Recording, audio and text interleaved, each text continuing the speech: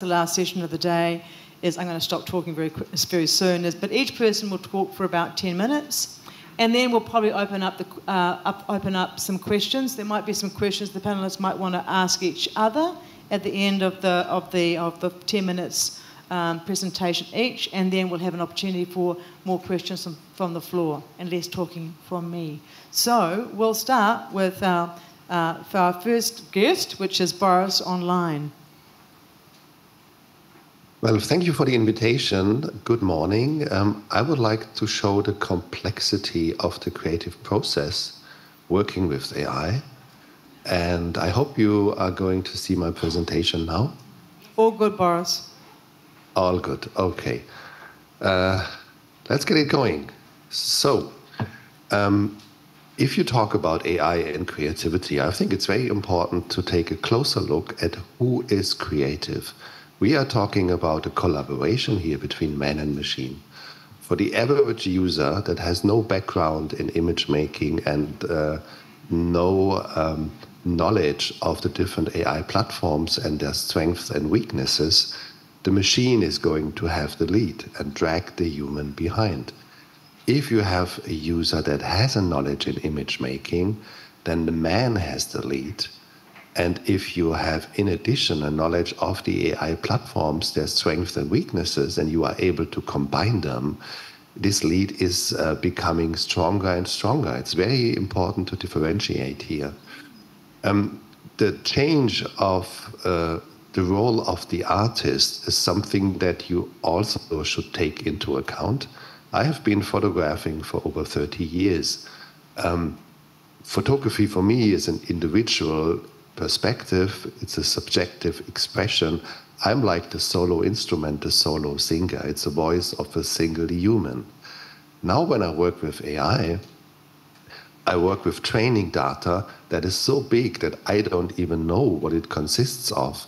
And for me, it's like an anonymous choir, and I have become the conductor, and I need to connect myself to this training data and create some kind of harmony out of it.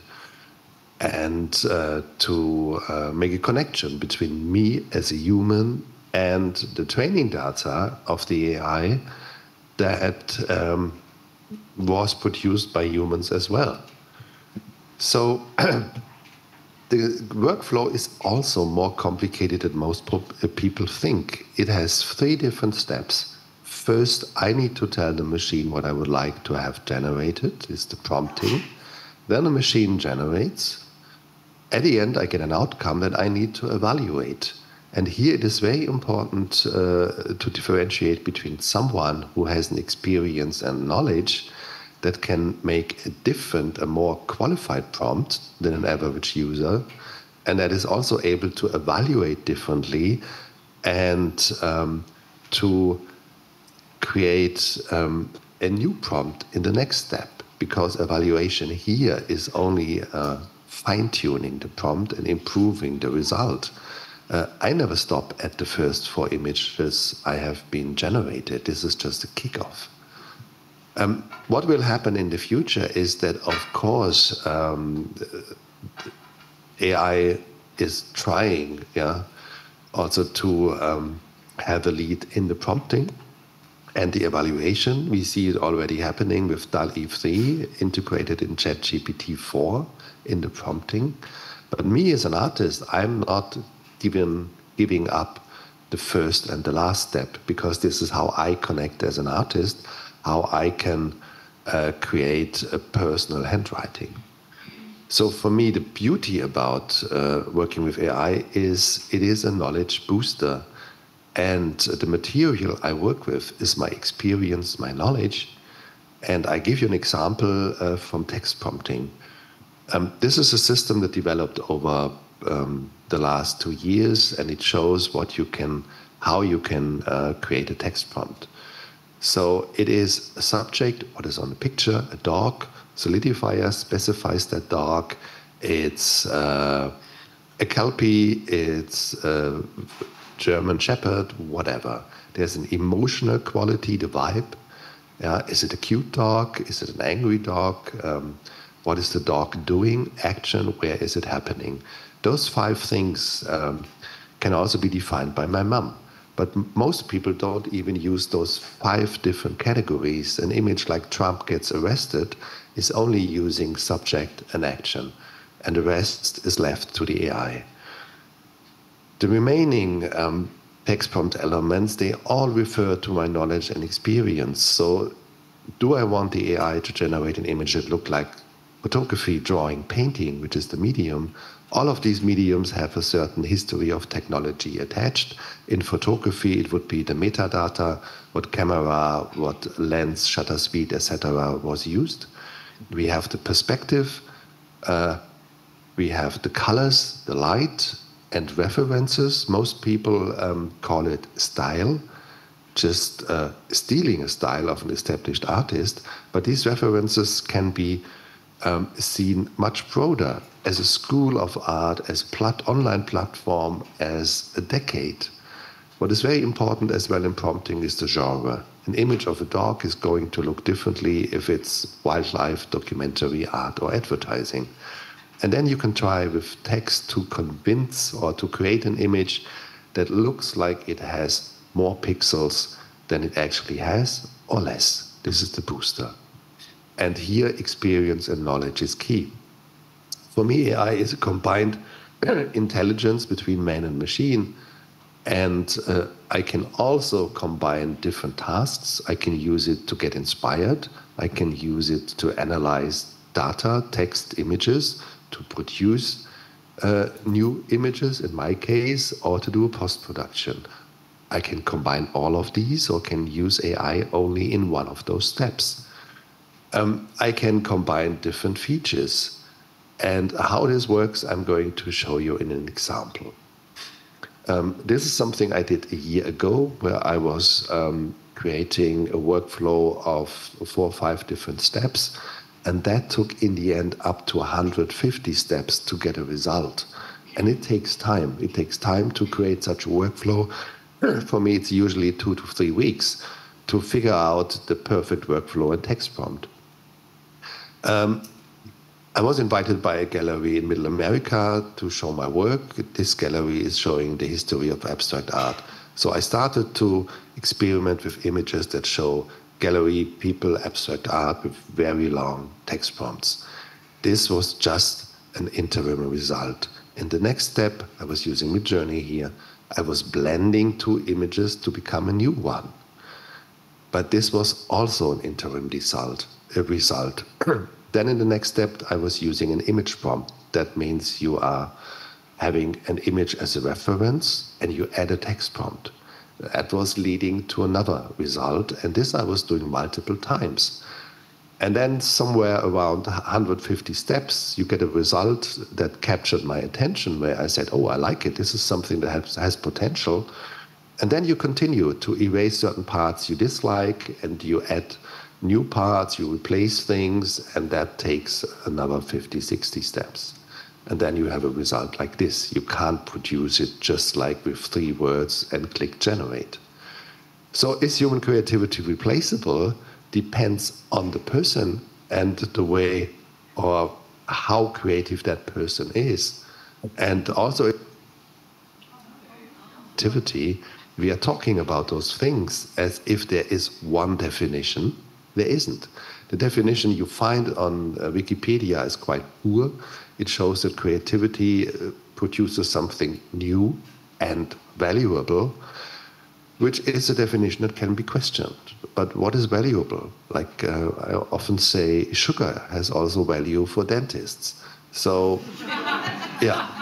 One thing I would like to refer to that might be helping in this case is a creativity theory that started in the late 90s by Margaret N. Bowden, who was researching cognitive science, computer science, psychology, philosophy, AI for many years. She splits up creativity in 3 different parts. One is the combination. This is what we see in AI images. It's Batman dressed as Barbie. One is exploration, and I often say I'm sitting here on a chair, I have a certain perspective. AI has a 360 perspective. It can look under my chair, behind me. So here we have given content, and a given structure. And then we have a third part of theory, which is transformation. It goes beyond familiar contents and structures. And all the studies that show us that AI is as creative as us is talking about combination and exploration, and not about transformation. So that is also very important to differentiate.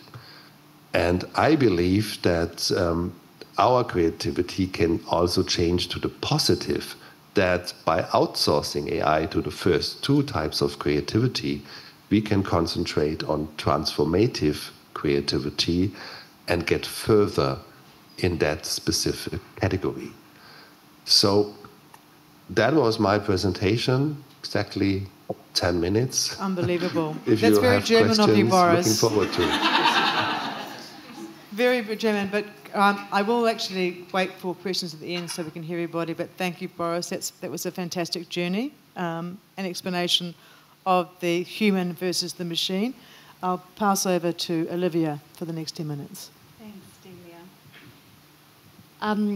Authors are excited by AI as a new tool, and I think that Boris's presentation is a wonderful illustration of that excitement. But they also are concerned about AI being a vehicle through which their paid opportunities may be diminished or even supplanted, and as a primary, more fundamental issue, aggrieved by the way their works have been copied for AI training purposes without permission, let alone payment. It's always been the case that creators must adapt or perish. And my experience is that creators are fundamentally curious and progressive and experimental people. It's not new tech that scares creators. Rather, I think it's the potential market harms and also the exploitation of their work without remuneration to those who already have very marginal careers. And I'm just going to give you very briefly some important context. What we see at the ASA is writers struggling to earn a living wage, defeated by 2 decades of shrinking incomes. On average, you may know, writers earn $18,600 a year from their creative practice, and they sit at the lowest tier of earnings in the arts and culture sector. Authors patch together incomes from multiple sources to make ends meet. This is why every revenue stream from copyright licensing is essential. As independent contractors, authors are treated by the law as though they have the ability to engage in arm's length negotiations, whereas the reality is that authors have very little power. There's no minimum rates, there's no sick leave or annual leave, and no guaranteed superannuation.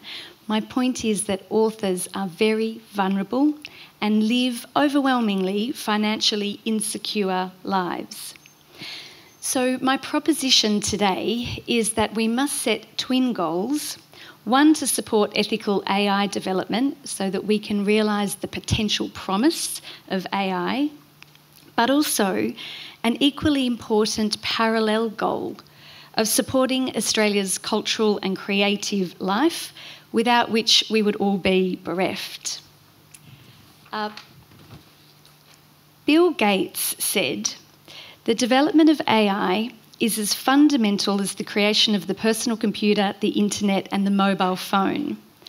Okay, well, let's accept that we are at the start of an AI revolution that will bring new efficiencies, new productivity and therefore new riches. If this is true, it's important we start as we mean to go on. We have to set the ground rules now fairly to enjoy the new opportunities of AI. How do we do that? Well, we start by requiring transparency at every stage of AI development. We don't want confusion or misdirection for consumers, and we don't want exploitation of others' labour. We have to empower creators to know if their work has been used without permission. The biggest opportunity for writers and artists, I think, is clear: remuneration for the use of commercial works. Now, we all know here large AI models depend upon harvested copyright works scraped from the internet. OpenAI has admitted that copyright works are essential to build high-quality large language models. AI developers could have chosen to use public domain works, but they consciously chose to use copyright works, and they chose to do so even when their lawyers would have been warning of copyright infringement risks. Why? The only rational conclusion is that copyright works were valuable to them. Otherwise, why take a gamble on the uncertain doctrine of fair use to build highly expensive new technology? The risk only makes sense if the return justifies taking it. When the Books 3 dataset was published in Australia, we were overwhelmed. We heard from many Australian authors who had no idea that their work had been taken from a pirate site and used to build new technology for commercial purposes. Frankly, Australian authors are not well positioned to demand licenses, certainly from the developers of the foundation models. They face a resource imbalance, information asymmetry, and complicated jurisdictional issues enforcing their rights in Australia due to the global operations of the tech giants. From listening today and from previous experience, I think authors are being told 5 things. Number 1, the horse is bolted. It's too late to extract your work. Wear it. Number 2, licensing is too hard and too expensive. It is impractical. Number 3, authors are told your work is a tiny, negligible fraction of the total works ingested. Why even worry? You're a tiny fish in an ocean of content. Number 4, authors are told this technology will bring societal benefits, such as breakthroughs in antibiotics for superbugs and maybe the solution to climate change. The end justifies the means. Number 5, authors are told asking for licensing holds back important innovation. In short, authors are told, give up your rights to the tech companies. Now, from everything that we have learnt about tech giants, at the very beginning, infancy of the greatest revolution since the internet, are these the ground rules that we want to set? I'm going to bravely put the counter view. To say that payment to authors is impractical, which is what we've heard today, is so harsh on creators, I think it's hostile. I can't think of any other example where the difficulty of paying people justifies not paying people. Authors are in a strange situation. They are told, for example, by OpenAI, your work is essential, but not so essential it must be paid for. I don't accept that licensing is too hard or too expensive. Nothing proves that more than the fact deals are already being done.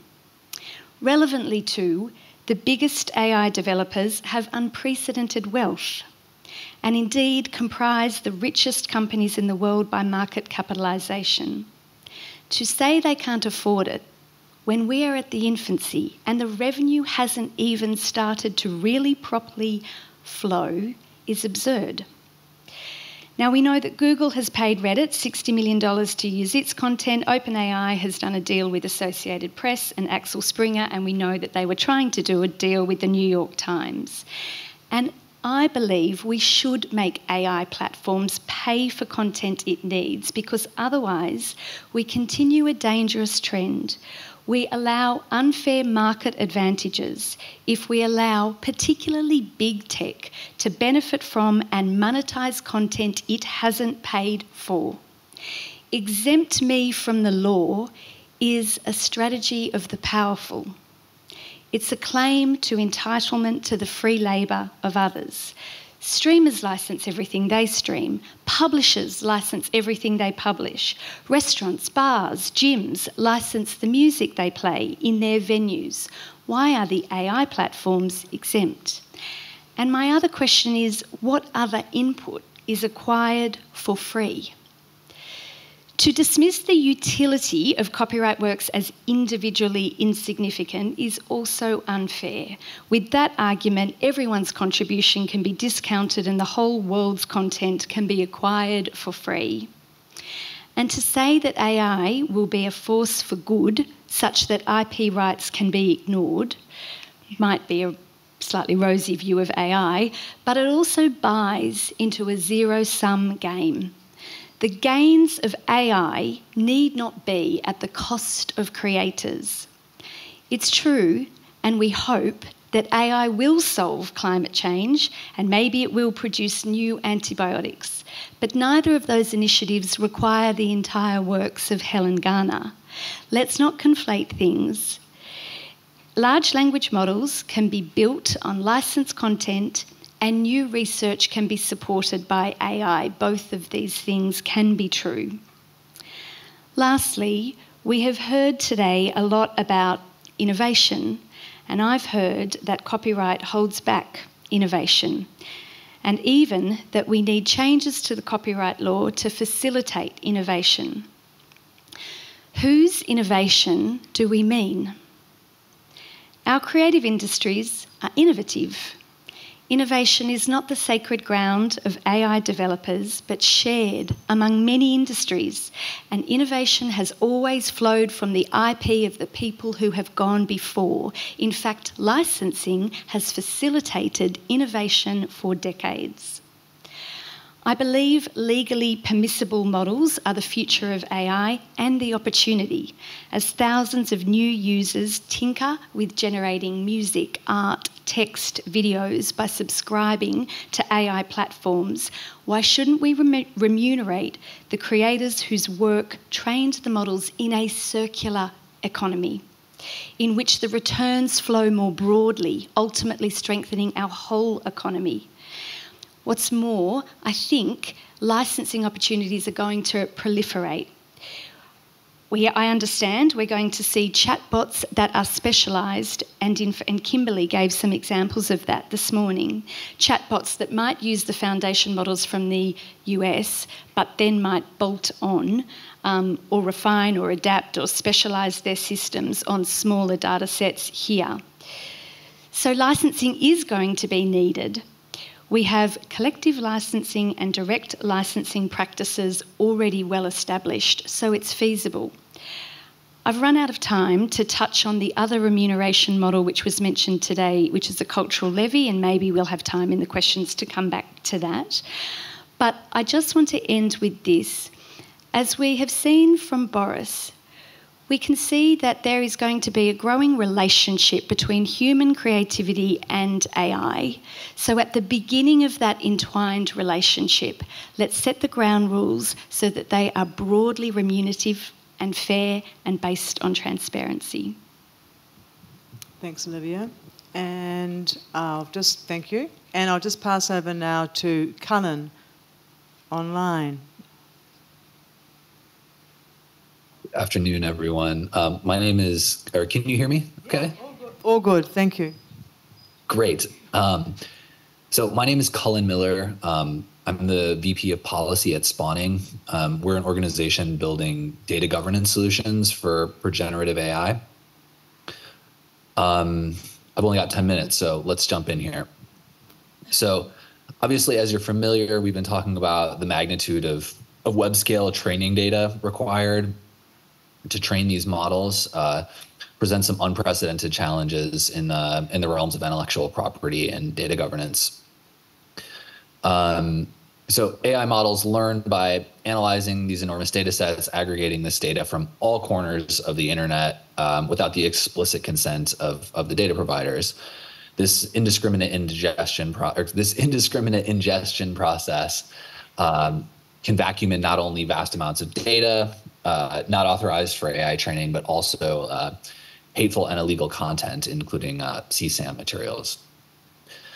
We believe that web crawling is actually a healthy property of an open public internet and is in fact hugely useful in many research and commercial contexts. However, this creates quite a conundrum. Modern web standards and intellectual property really haven't kept in stride with this new paradigm. Creative Commons licenses, while pioneering in the realm of open content licensing, haven't really proven sufficient in addressing the unauthorized inclusion of data and AI training data sets. And traditional legal mechanisms available to data owners for litigating unauthorized use have not responded quickly enough to address the scale and complexity of AI training data practices, or data training practices, excuse me.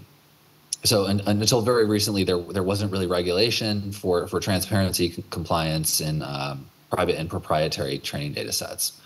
So where does this leave us? The way that spawning has interpreted this problem was basically that rights holders didn't have a sufficient way to signal and register one's preferences for how their data could be used in training. This problem is complex because it requires an ecosystem-wide solution. And for a system to work, it needs to address the incongruent needs of the rights holders and data providers, as well as the model trainers and policymakers.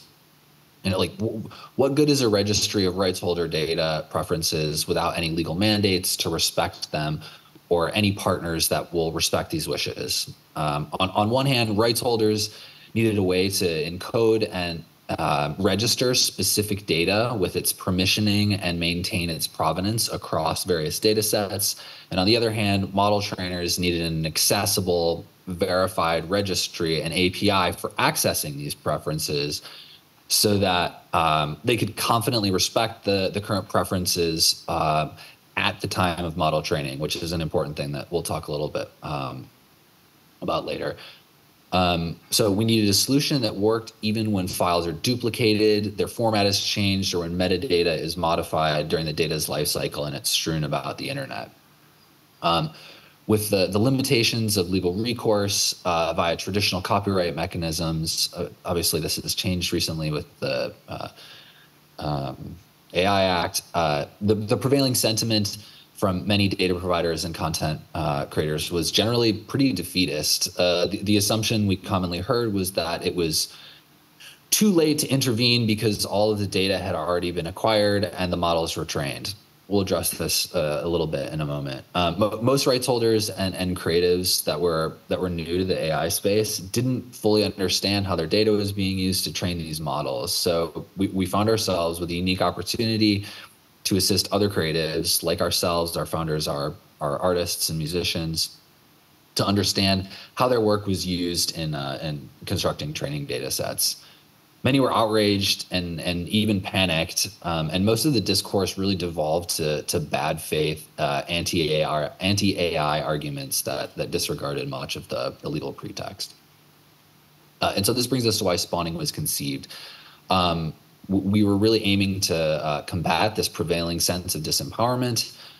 And so we asked ourselves, how can we create a mechanism that both emboldens rights holders, but ultimately makes it easier and assists model trainers, good faith model trainers, to proceed in alignment with public sentiment?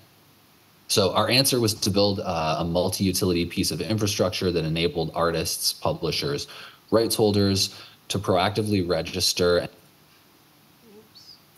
training, their intellectual property and training sets, while simultaneously streamlining the model training workflows, ensuring a singular solution for compliance with emerging regulations. So this led us to creating the Do Not Train tool suite, which is a system that consolidates machine-readable opt-outs and rights reservations to simplify and streamline the process for rights holders to express their data preferences and for model trainers to acknowledge and respect them. Our flagship tool, Have I Been Trained, was launched in 2022 and was aimed at individual creatives. And through a simple search, creatives can discover their works in public training data sets. Have I Been Trained allows you to search public data sets and index your work by image, by domain, caption, metadata. Once you've identified your data, you can easily add it to the Do Not Train registry, either by selecting the individual work or even opting out your entire domain. Once you've added your works, you can manage them from your personal dashboard. The dashboard shows you similar images, like similar to Google Image search. We initially launched supporting image data sets, but we have now expanded to fully multimodal support, including books, audio, and other media types. And we are expanding our group of partners who are respecting this registry. Ultimately, the backbone of our services is the spawning API. The spawning API works as a filtering mechanism. It operates as an intermediary between AI model trainers and the data sets they wish to train on, and its function is twofold. For sites that host user-generated content, our API allows its users to register their works with their associated preferences in the Do Not Train registry. And then it also has a component where it ensures that model trainers can easily comply with these, and it integrates easily in their model training pipelines. Different organizations have taken varying approaches to opting out data, and our API encapsulates all of them. So as a new standard emerges, ultimately we try to accommodate that. We don't pretend to know all the answers, or we don't have all the answers for this, but we think that you should only have to register your preferences in one place and have them respected across all of the different model training companies. For those of you who are technically minded, you can look at Spawning's GitHub page. We have an open source Python package that you can take a look at and contribute to if you're curious. Our API is designed with scalability in mind and can handle very large web scale catalogs and portfolios. We are currently integrated into Hugging Face, which is the largest open source host the largest host of open source data sets. This automatically alerts dataset downloaders to the presence of opted out material in the Do Not Train registry, and this is applied to all the datasets hosted on their site. So, for example, there's a massive dataset called DataComp that consists of 12 billion images. 1.7% of those 12 billion images are included in our Do Not Train registry. So, if you're getting the dataset from Hugging Face, which is where it is hosted, approximately 204 million opt-out requests were immediately made available for the trainers. Our API has currently registered over 2.5 billion individual works. We also have a tool called AI.text. This is very similar to a robots.txt. I'm just going to breeze through this. I know I don't have very much more time. I also want to talk about some of the opportunities as well. But AI.text basically is a tool that can be put at the root of your domain. It's a machine readable signal to web crawlers, which data they can and cannot use at a domain level. So AI.text communicates directly with our API to dynamically update the permissions of the domain owners. Many model training companies have proposed making use of user agents in existing robots.txt file. Such a system would require rights holders create a separate user agent for each individual company's crawler, which places the burden on rights holders to know about and update for every possible user agent. Also, this only applies to crawling, not to scraping. In our view, this is not a tenable solution and falls short of the text and data mining exceptions outlined by the EU. And another reason why we feel that robots.txt is insufficient is, simply put, AI.text checks at the time of training to register the most recent preferences with model trainers, not just at the time of crawling. And this is an important distinction because dataset aggregation happens in the pipeline after websites have already been crawled. So this leaves links to innumerable works that have already been crawled, stranded in compiled data sets with unregistered preferences. AI.text affords users via the spawning API the ability to register and update the training preferences on data in already existing data sets. Additionally, there are many use cases, obviously, where you want to be indexed by search engines but not trained upon. Okay, so I think I'm almost out of time. I just want to take a moment to talk about some of the possible opportunities. All of the work that we have done in the Do Not Train registry, we are not seeking to monetize this. We think that this should be a digital public service, a digital public good, digital infrastructure.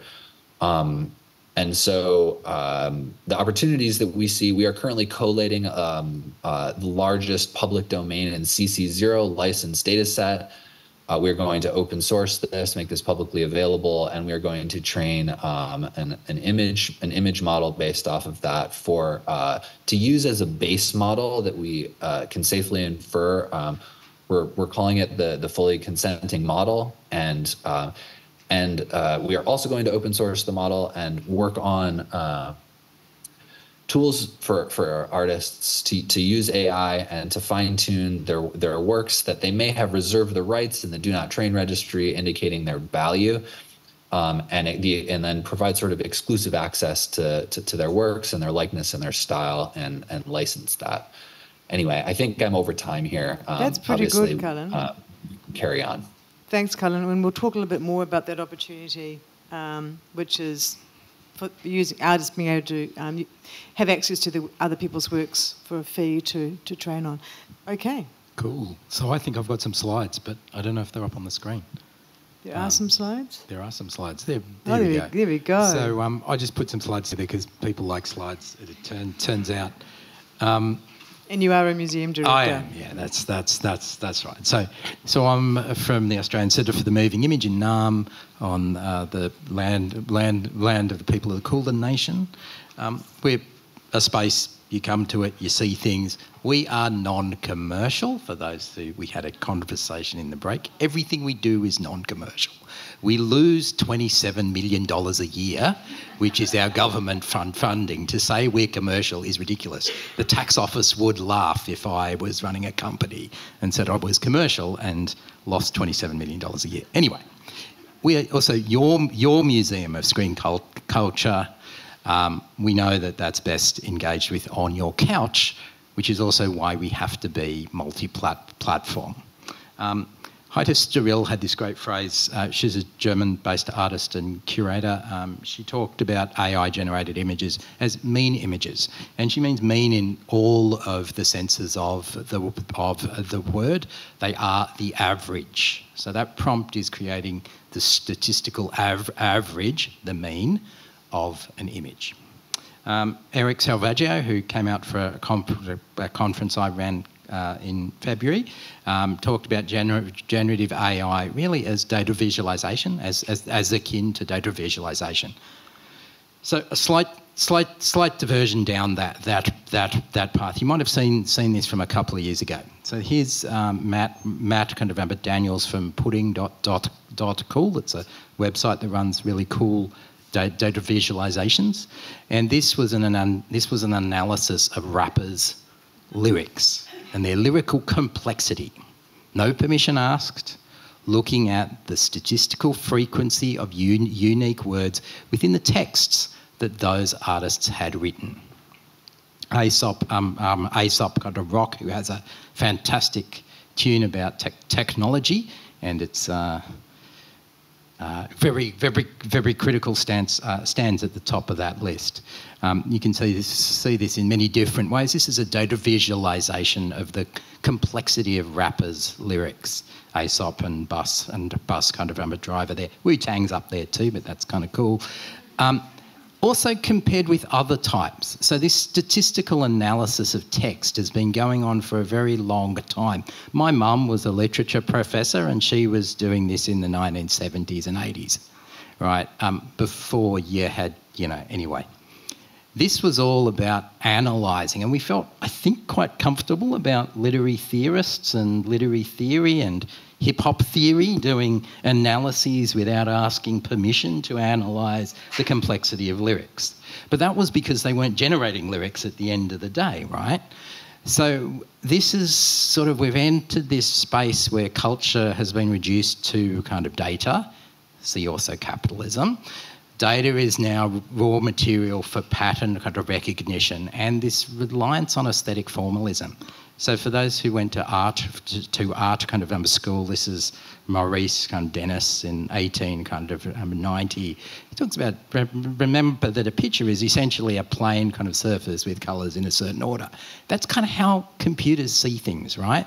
So this is sort of what happens when you're looking at data. That doesn't mean it's not creative, but it's just the way machines see things, which is a very old notion. So we here, probably in this room and who work in the cultural sector, talk a lot about narrative and emotion. Those are separate things. And I also am now concerned about the cost of computation. Those language models, those foundational models take a huge amount of resource, and where, as Olivia points out, these companies have raised a huge amount of venture capital to train models. Sorry, there's a missing a T in computation. I was doing these slides in the lounge. That is because it's very expensive to train. It's not actually that they're making lots of money yet. It's just that it's really heavy computationally to create these tools and systems. So I just thought that was useful context for some of the work we're doing. So we're doing some work and have been doing work with machine kind of learning for probably about eight years now, because I've always been, so in my old role I used to also manage the tech and digital side of the museum. And I've been very interested, as Delia knows, and many in this room know, of making museum collections accessible to the public in new ways. So this is now how our collection search works now. So obviously, like all museum collections or cultural collections, you can search for works. Kangaroo will pull up all the works that are in our collection that are, we've got Skippy there. Things that are about kangaroos as created in the metadata by our curators and registrars. Using those foundation models, though, we've also been able to create at-scale transcripts of these. So kangaroo, now we can find the moments within videos within our collection. This is Yoram Gross, about 500 minutes into an interview we have with him.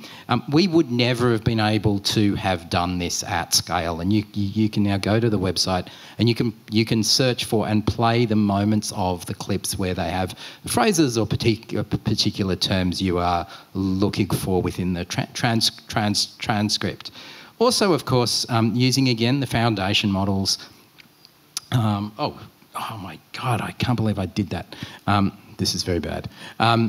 You can also look within for the image of the kangaroo. Now, this is something that me and many others have been playing around with and looking for where this breaks sort of down. That often the way computers see things is, of course, based on how humans have tagged kind of those images. So the image and text relationship.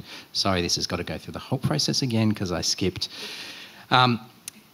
Sees a kangaroo. Now, of course, not every image that's, say, tagged as a cat is in fact a cat. So if I put in cat, you'd also see possums at times.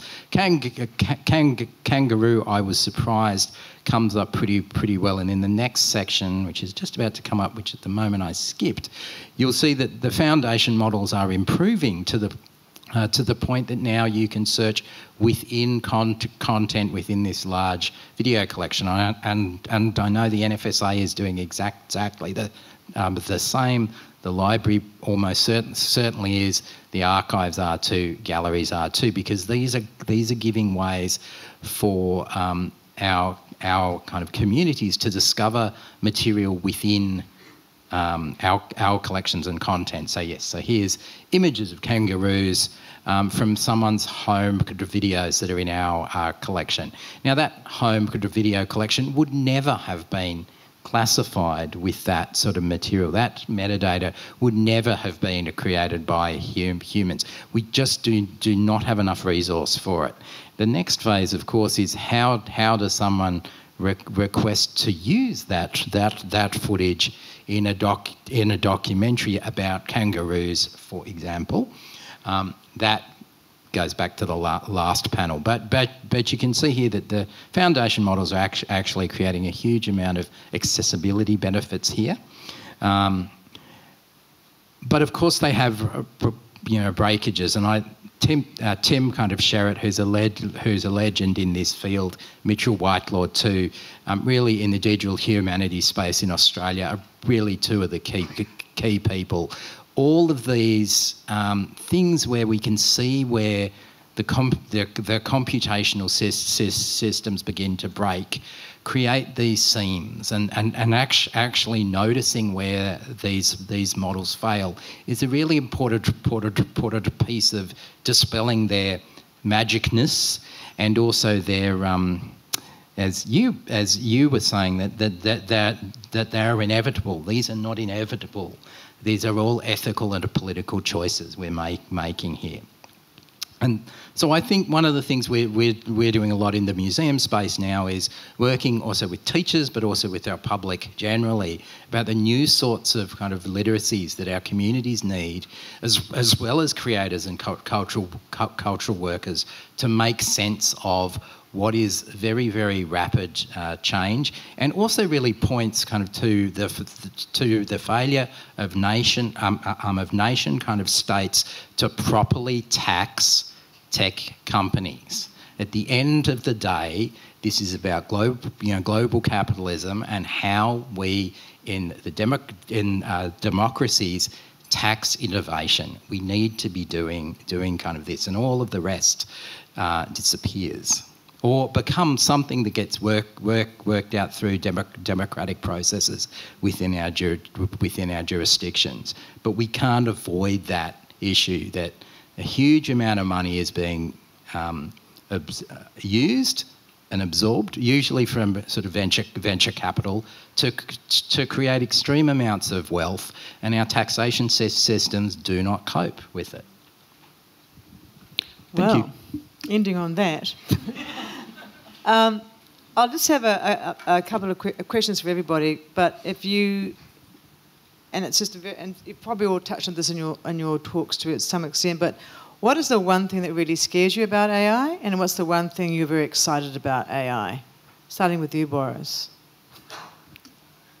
Well, I'm excited about the new possibilities as an artist, that I can now generate images purely out of my imagination, which was harder as a photographer. And I'm scared of the disinformation potential of AI-generated images and moving images. Yeah, exactly. Cullen, what are you most excited about and most scared about in the AI space? That's a tough question. I mean, I think what I'm most excited about is just deeper integration into creative pipelines and workflows.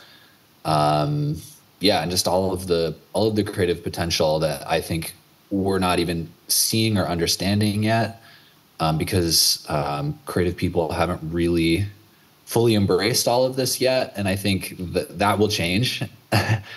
And I'm excited to see what happens, especially people who grew up native with this stuff and don't have to grapple with it so much as those of us who developed craft over the year, which feel compromised or afraid and challenged by this. So in terms of what I'm afraid of, I mean, obviously labor market displacement, a lack of a dividend that comes back to data holders. I'm a very firm believer, as is evidenced by, I think, what the work that is spawning is doing in data as labor. And so I think I'm concerned that we might not have the political will or to make sure that a dividend comes back to those who are ultimately providing the fodder to train these models. That's great. Olivia? I'm excited about what authors and artists will do with this tech, like watching what Boris has done. You know, authors are the people that write the stories that define each generation. What they'll do is what excites me. What terrifies me is the building of powerful monopolies. I think history has shown us again and again that once companies achieve outsized power, they act in bad faith. Seb? New forms of creative craft. I think that craft piece that Cullen said is super important. I think new forms of craft, as Boris is showing, are emerging, and that's very exciting. I think for me the biggest fear is that we're very ill-equipped in terms of technological literacies across our communities to make sensible decisions around this at scale. And I think that really plays into your fears, Olivia, around tech monopolies, but also government lack of intervention or poorly thought through interventions. And sort of given that this needs to have a nuanced approach, and Cullen and Boris, you were in bed asleep while we're having interesting discussions earlier today, but something that's come up is this kind of idea of some of these issues we're talking about, particularly the displacement, labour issues, income issues, may not be best dealt with in the copyright regime, but we should think about something different. And of the idea of an AI levy or cultural levy, as opposed to a sort of one-size-fits-all license scheme, would be something that we should be considering. So it's not necessarily a copyright approach, but it certainly is something kind of different. And this is something that's been suggested, I think, in Europe, and also something that was sort of explored and thought about today with Matthew Zag and Kimberly Weatherall. So, I mean, that's something that would be interested. I mean, that was a new thing that kind of came out today. And so, Olivia, just asking you kind of, what do you think about that idea? Because it does have some similarities to the public lending right, educational lending right, digital lending right. We won't talk about the news media bargaining code because that's just, makes everyone want to cry. But, I mean, because I think people are recognising the issue that and I think everyone agrees that this is something we need to kind of address. I don't think anyone's trying to push it under the carpet. But what about that approach? Well, I'm all for getting creators paid, so therefore am interested in that approach. I think we have to be careful that we don't adopt a mendicant approach to a remuneration to authors that is decoupled from their work. It's slightly demeaning, isn't it, to say, well, we're just going to give you a subsidy. I think we have to be careful, maybe not either or, because we know that direct licensing has started and will happen. So it might be that parallel to direct licensing, some sort of levy could also be considered. I think that is very interesting, and I want to be pragmatic about finding solutions.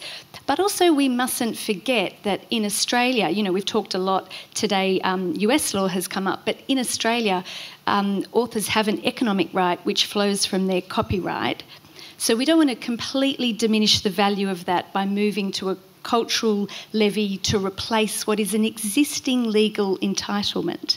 But to the extent that we're talking about how can we make this happen in the most smooth and efficient way, I'm with you, Delia. It's something we're going to explore. And just on that, because Cullen's talked about the Do Not Train tools and registry, these are all very exciting tools. Do you think there's a place for that also in Australia? But both our audience members, for both you and Seb.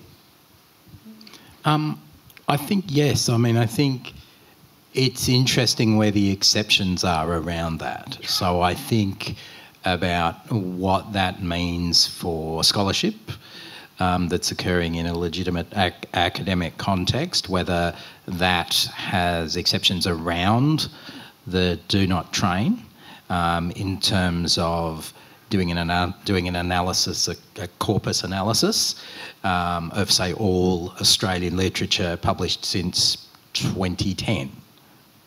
The ability to do that, to show different patterns and trends, is a very important, potentially very important piece of work. And we would need to probably, in order to do that, use tools that would do that, what I guess the scraping or at least the web crawling model has done. And I think Cullen, I was reading this morning AI post recently that Cullen beautifully summarised there about that sort of scraping and crawling differentiation. I think that's a very interesting one. And I think what we're not seeing with AI is, or with the models to date, is that payoff that web search did with robots text. So in the early days of my websites, my early websites, from 94 to about 99, and not in the Internet Archive because they had a robots text that blocked that because I was worried about reasons. But now I'm kind of disappointed because I kind of want to look back at those. But until about 1999, there was not the benefit of traffic to my websites at that point coming from that spidering of websites that was going on. So I think that we're in that I'm not sure where we are in that phase. I don't know if that phase actually comes with models. So I'm kind of interested. I'm certainly curious about Cullen's take on this, because I think that robots text model is interesting. That scraping versus crawling versus scraping is interesting. Yeah, I mean, I think also Cullen, just building on what Seb just said, I mean, you started building these tools before the EU AI Act was coming into place and figuring out that solution. So you were doing it before the regulation caught up with you.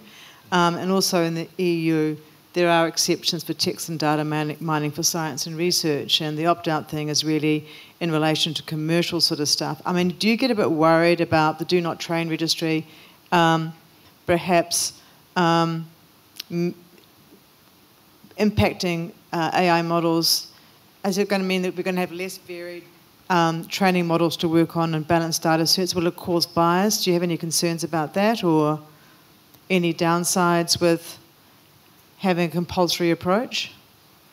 No, I mean, when I've talked to the largest model training companies, the statistical significance in the token space of their models, it's so marginal that it would almost assuredly not affect their benchmarking performance. We're not even close to actually affecting that. And just one of the prior comments about like how this applies to Australia, and I think that this is one of the interesting and kind of unique aspects of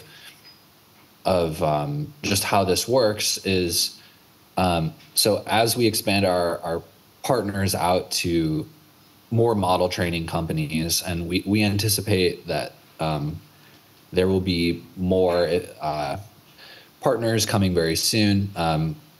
So stay tuned for announcements on that.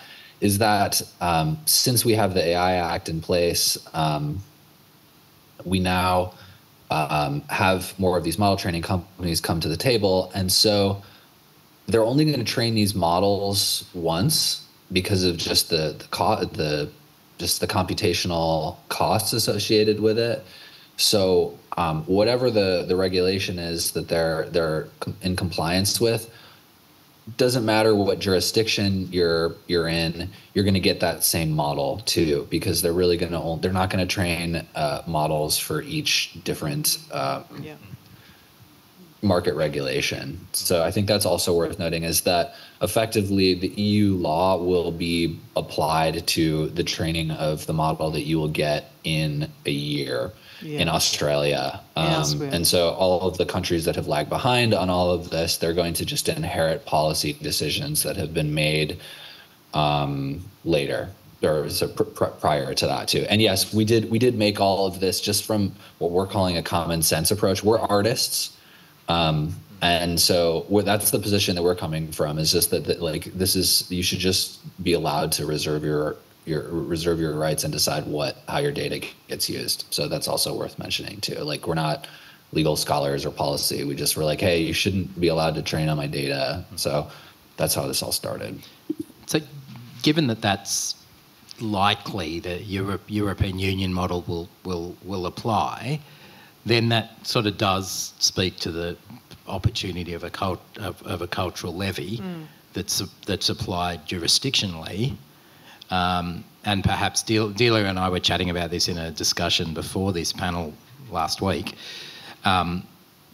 Does that then mean that in fact what you might have in Australia is a cultural levy on internet connectivity?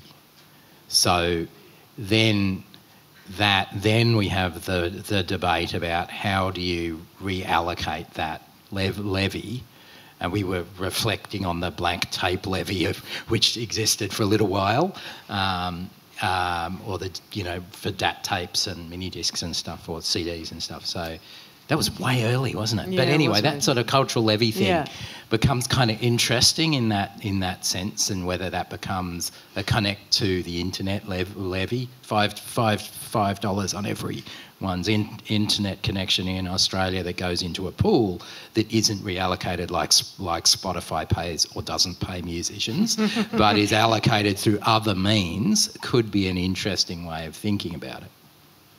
And I'm going to let us finish at 4:30 or maybe 4:32 because I do have to run upstairs and get into an Uber and go and catch a plane. But I will open the questions to anyone in the audience who's got any questions or comments they'd like to make to... Yes, there's someone up the back there. I mean, in the middle. We need faster microphone carriers.